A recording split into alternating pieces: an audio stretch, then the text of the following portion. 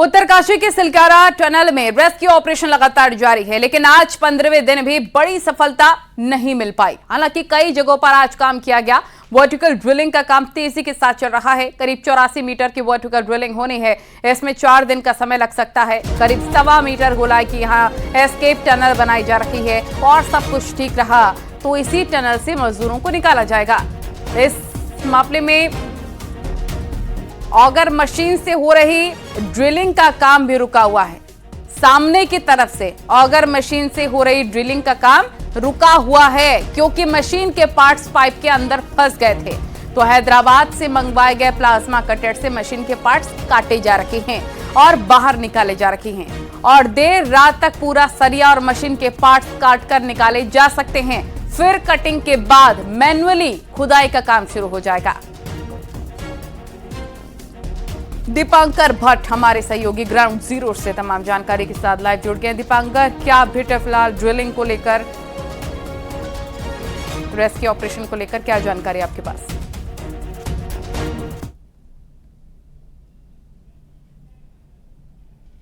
है उसके जो पार्ट्स फंसे हुए थे उनको हटाने की कोशिशें की जा रही हैं। जो मशीन खासतौर पर हैदराबाद से मंगवाई गई थी उसका यहां पर इस्तेमाल किया जा रहा है और ये माना जा रहा है, जो प्रेस कॉन्फ्रेंस में जानकारी दी गई थी कि कल सुबह तक या आज देर रात तक वो अगर हट जाता है पार्ट तो उसका मैनुअली यहां पर काम किया जाए। मैनुअली आप समझ सकते हैं जैसे चूहे अपना बिल बनाते हैं उसी तरीके से धीरे धीरे मिट्टी को कुरेद कर निकाला जाएगा। उसमें मशीनों की हेल्प ली जाएगी और आमतौर पे जिस तरीके से काम किया जाए, खेत में खोदा जाता है वैसे वो काम होगा। मिट्टी हटाई जाए, सरिया आए तो उसे काटा जाए। ये एक साधारण से मेथड अब यहां पर इस मेन पॉइंट पर यूज किया जा रहा है।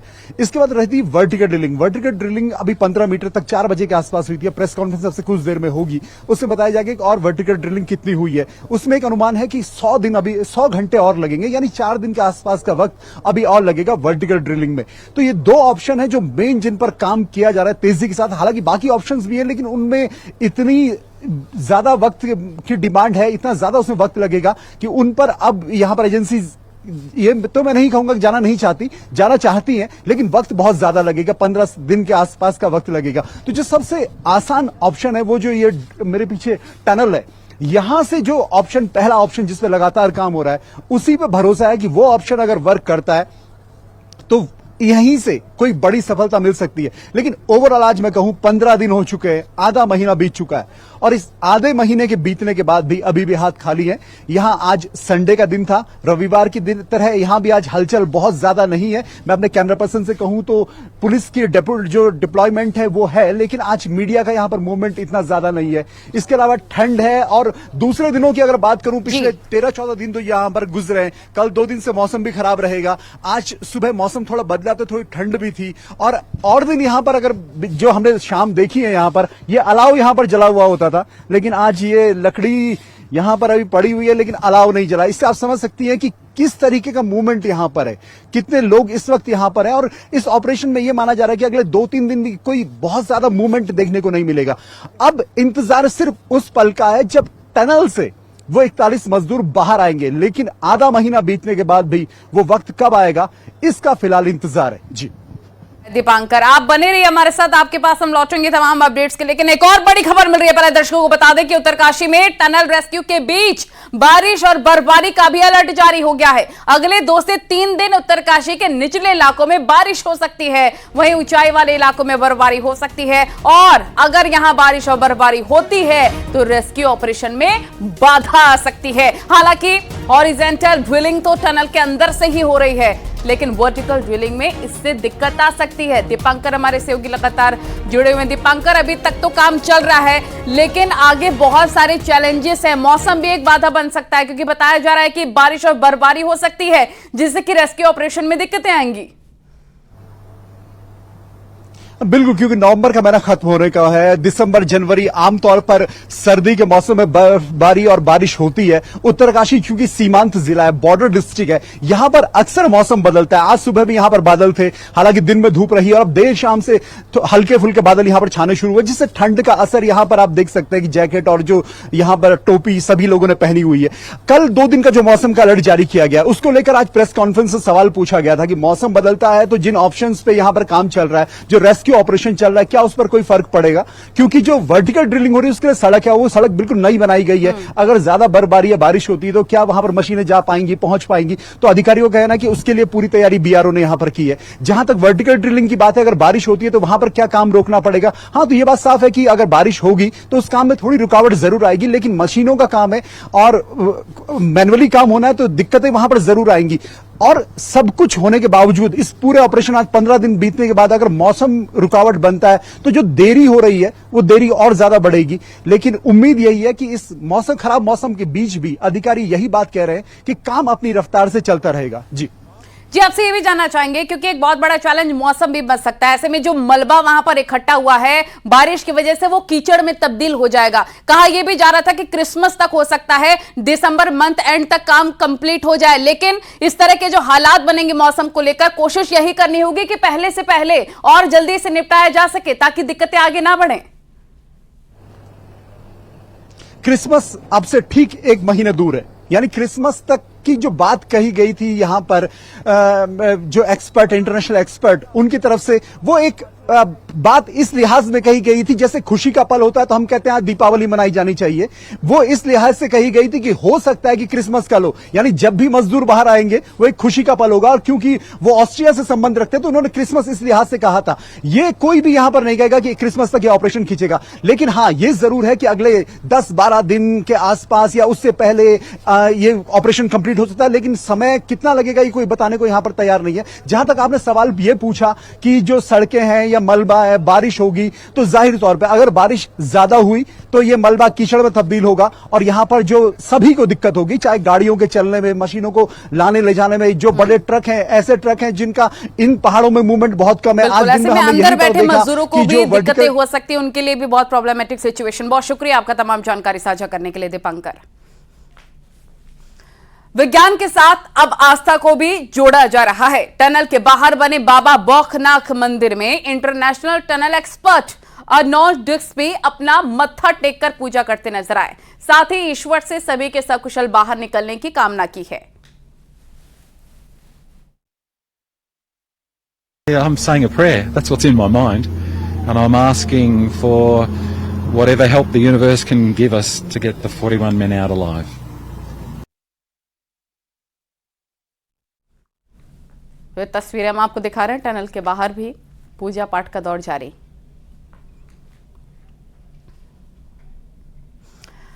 और चंपावत दौरे पर पहुंचे सीएम पुष्कर सिंह धामी उत्तरकाशी सिलक्यारा टनल में फंसे श्रमिक पुष्कर सिंह एरी के घर पहुंचे, जहां पर सीएम धामी ने परिजनों से मुलाकात की, उनका हौसला अफजाई किया है। और इस दौरान मुख्यमंत्री धामी ने श्रमिकों को बाहर निकालने के लिए किए जा रहे प्रयास की जानकारी दी। इस दौरान सीएम धामी ने कहा, फंसे लोगों को सुरक्षित निकालने के लिए केंद्रीय एजेंसियों और प्रदेश सरकार लगातार काम कर रही है। हालांकि तस्वीरें इस वक्त हम आपको दिखा रहे हैं, एक तरफ रेस्क्यू ऑपरेशन चल रहा है, दूसरी तरफ सीएम पुष्कर सिंह धामी लगातार परिजनों को ढांढस बंधाते, हौसला बढ़ाते नजर आए हैं।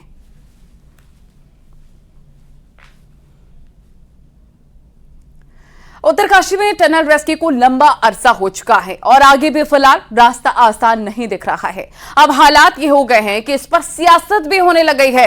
कैबिनेट मंत्री प्रेमचंद अग्रवाल ने बिहार और बंगाल जैसे विपक्षी राज्यों से उनके श्रमिकों के नाराज होने की बात कह दी है, तो कांग्रेस ने इसे बेहद हल्की हरकत करार दे दिया है। देखिए रिपोर्ट।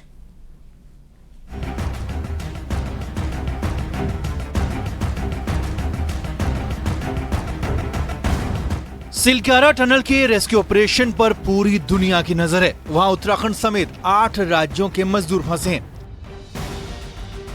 ज्यादातर राज्यों की सरकारों ने अपने अधिकारी टनल साइट पर भी भेजे हैं। अब टनल में रेस्क्यू का काम देखकर लौटे मंत्री प्रेमचंद अग्रवाल ने हैरानी भरा बयान दिया है, जिस पर सियासत तेज हो गई है।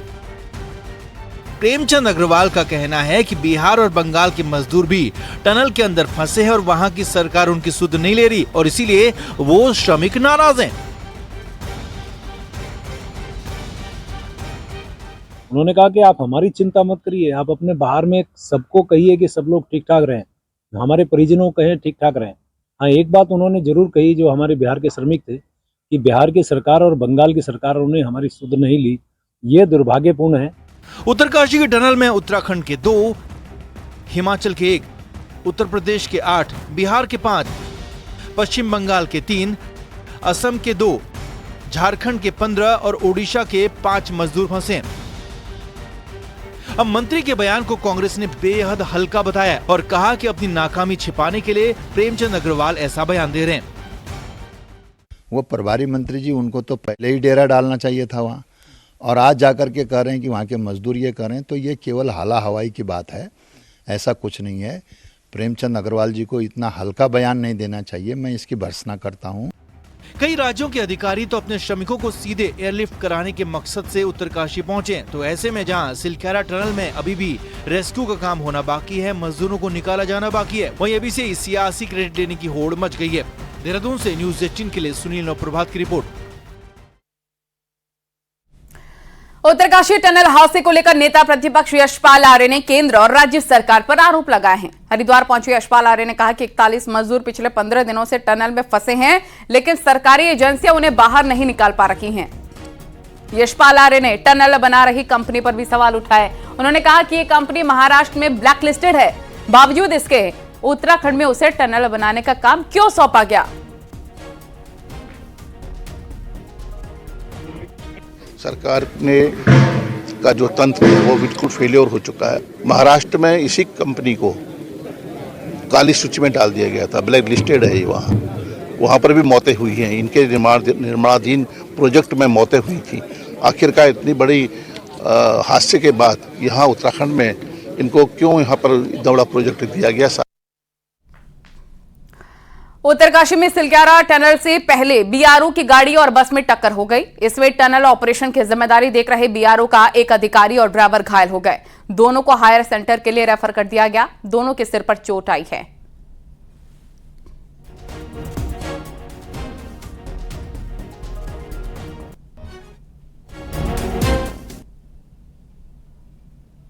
ये देखिए किस तरह से यह हादसा हुआ और गाड़ी की हालत देखकर ही आप अंदाजा लगा सकते हैं कि कितना भीषण यह हादसा होगा। और चलिए अब आपको दिखाते हैं पहाड़ की 10 बड़ी खबरें रफ्तार अंदाज में।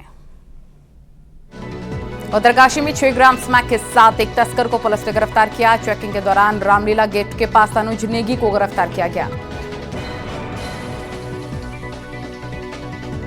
हरिद्वार में नदियों में अवैध रूप से खनन के खिलाफ कार्रवाई करते हुए 2 ट्रैक्टर ट्रॉलियों को सीज किया गया। अवैध खनन रोकने के लिए पुलिस की लगातार कार्रवाई जारी है। रुद्रप्रयाग में शराब पीकर गाड़ी चलाने वालों के खिलाफ पुलिस ने अभियान शुरू किया। अब तक चेकिंग के दौरान पुलिस ने 17 गाड़ियों का चालान काटा।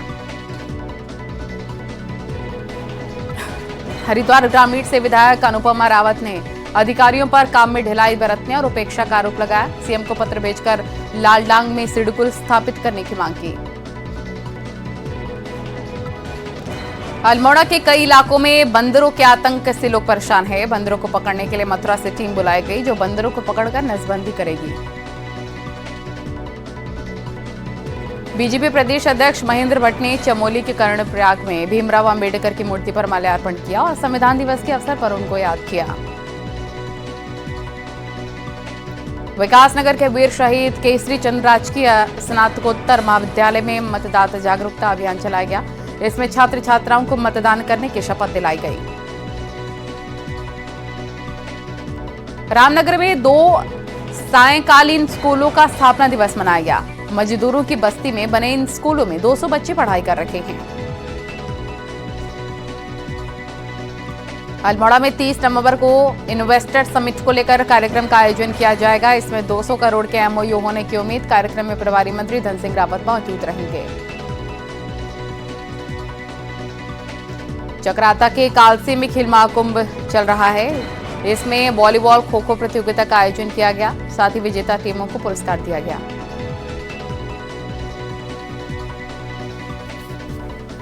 और अब खबरें विस्तार से। देहरादून में ज्वेलरी शोरूम लूट के मामले में पुलिस ने आज 8वीं गिरफ्तारी कर ली है। उत्तर प्रदेश के अमरोहा में 25 साल के अकरम को गिरफ्तार किया गया। अकरम ने लूट की वारदात के लिए 3 गाड़ियां उपलब्ध करवाई थी। आरोपी घटना के लिए चोरी की गाड़ियों का इस्तेमाल किया करते थे। पुलिस के मुताबिक लूट की इस पूरी वारदात में 4 लोगों की मुख्य भूमिका थी। इनकी धरपकड़ के लिए दबिश लगातार दी जा रही है।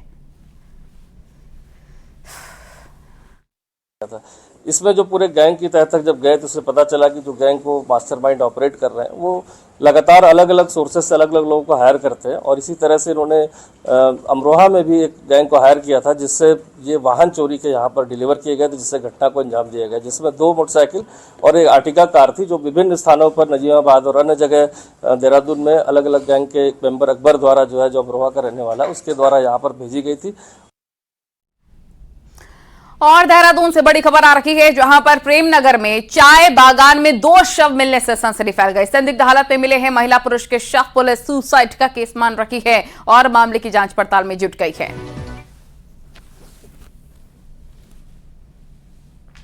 बड़ी खबर, महिला पुरुष के शव मिलने से सनसनी फैल गई। पुलिस लगातार शिनाख्त कर रही है मामले की, लेकिन इस एंगल को सुसाइड केस से जोड़कर भी पुलिस देख रही है।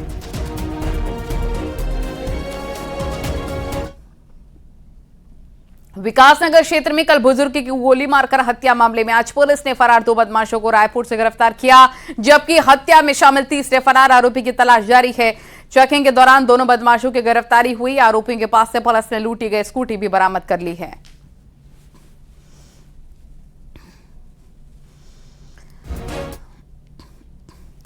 रुड़की की गंगनहर कोतवाली क्षेत्र के अंबर तालाब में दिन दहाड़े फायरिंग से हड़कंप मच गया। स्कूटी सवार 3 युवक आए और व्यापारी पर फायरिंग झोंक दी। गनीमत रही कि गोली दुकान की छत से टकरा गई। वहीं सूचना मिलते ही मौके पर पहुंची पुलिस ने आसपास लगे सीसीटीवी कैमरे खंगाले।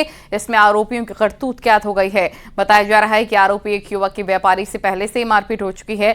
इसमें आरोपियों के खिलाफ पुलिस में शिकायत भी की गई थी।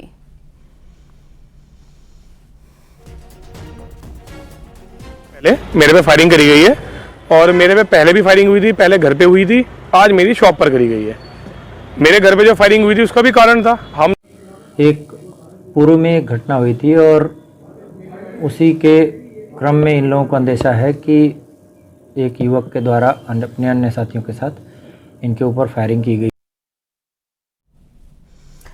मुख्यमंत्री पुष्कर सिंह धामी ने अपनी विधानसभा के टनकपुर में अंतर्राष्ट्रीय बस अड्डे का शिलान्यास किया है। मुख्यमंत्री ने बस अड्डे के निर्माण के लिए 56 करोड़ की पहली किश्त देने का भी ऐलान किया। मुख्यमंत्री ने बताया कि सिर्फ 18 महीने के भीतर क्वालिटी को ध्यान में रखकर इंटरनेशनल बस अड्डे का निर्माण कर लिया जाएगा। उन्होंने कहा, बस अड्डे के बनने से नेपाल बॉर्डर से सटे इस इलाके को काफी फायदा होगा।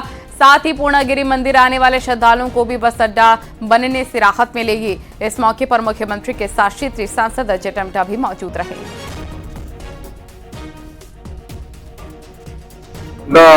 यहाँ आज इसका भूमि पूजन हो गया है।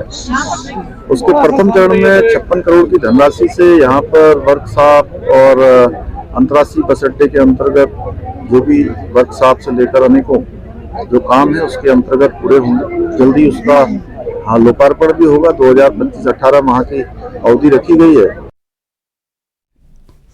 कोटद्वार में रविवार से अग्निवीर सेना भर्ती रैली का आयोजन हो चुका है। लिखित परीक्षा में पास युवाओं का गबर सिंह कैंप में फिजिकल टेस्ट हुआ, जहां पहले दिन युवाओं ने दौड़ में भाग लिया। सेना की ओर से इस बार एक बैच में 50 से 55 युवाओं को दौड़ाया जा रहा है, जिससे युवाओं को रेस क्लियर करने में ज्यादा फायदा मिल रहा है। युवाओं में भर्ती को लेकर काफी उत्साह है।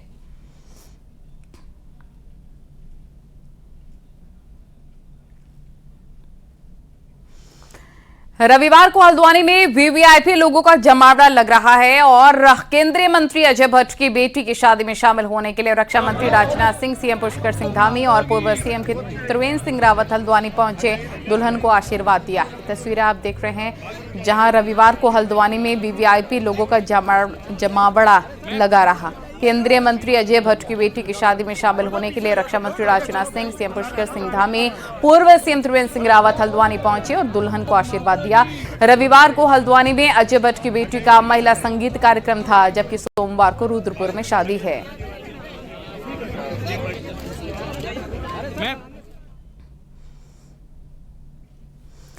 सोमवार को कार्तिक पूर्णिमा के स्नान पर्व को लेकर हरिद्वार पुलिस प्रशासन ने तैयारी पूरी कर ली है। पूरे मेला क्षेत्र को 9 जोन और 33 सेक्टर में बांटा गया। स्नान पर्व की ड्यूटी में तैनात किए गए पुलिस कर्मियों की ब्रीफिंग की गई।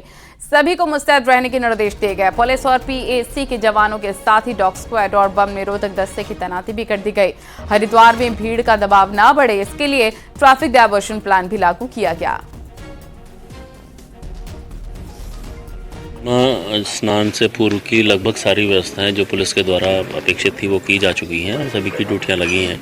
संपूर्ण मेला क्षेत्र को हम लोगों ने 9 जोन और 33 सेक्टरों में विभाजित किया है, जिसमें जोन स्तर पर डिप्टी एसपी स्तर के अधिकारी और बाकी में इंस्पेक्टर और अन्य अधिकारी लगे हैं। उत्तराखंड सरकार ग्लोबल इन्वेस्टर समिट का आयोजन कर देश और विदेश के उद्योगपतियों को उत्तराखंड में उद्योग लगाने के लिए आमंत्रित कर रही है, लेकिन हरिद्वार में सिडकुल के अधिकारियों का रवैया हैरान कर देने वाला है। देखिए।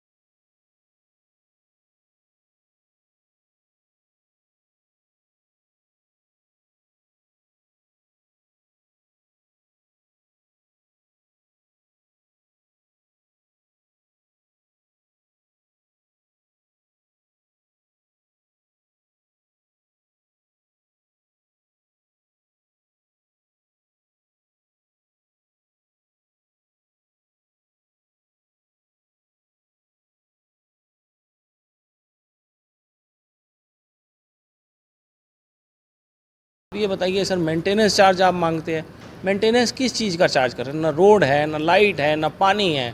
आज मैं किस तरह से इस फैक्ट्री को चला रहा हूँ मुझे पता है सर। रोड बनने से ना बनने से भैया बहुत ज़्यादा समस्या हुई है। अभी आप देख सकते हैं, आपके सामने 2 व्हीलर निकला है, गाड़ी लोड होकर निकली है, हर गाड़ी फंस जाती है, 2 व्हीलर फंस जाता है, बहुत ज़्यादा समस्या हुई है, पैदल चलने तक की दिक्कत हो गई है यहाँ पे। हरिद्वार में सिडकुल की सड़कें बदहाल हैं, यहाँ हर तरफ गड्ढे देखे जा सकते हैं। सिडकुल के रीजनल मैनेजर का कहना है कि हेड ऑफिस में एस्टीमेट भेज दिया गया है, जल्द काम शुरू कर दिया जाएगा। मतलब वहाँ के लिए वो एस्टीमेट चला गया, 50 लाख के आसपास का एस्टीमेट है, वो चला गया शासन में, मतलब हमारे एचओ में चला गया, तो वहाँ से संस्तुति आती है या काम स्टार्ट हो जाएगा। मौजूदा समय में सिडकुल हरिद्वार में 700 से ज़्यादा औद्योगिक इकाइयाँ संचालित हो रही हैं। इनमें hero MotoCorp, ITC, Hindustan Unilever और महिंद्रा जैसी मल्टीनेशनल कंपनियां भी शामिल हैं। बावजूद इसके हरिद्वार सिडकुल में अव्यवस्थाओं का बोलबाला है। ऐसे में अधिकारियों की कार्यशैली सरकार की उद्योग बढ़ाने की योजना पर पलीता लगा रही है। न्यूज़ 18 पुलकित शुक्ला, हरिद्वार।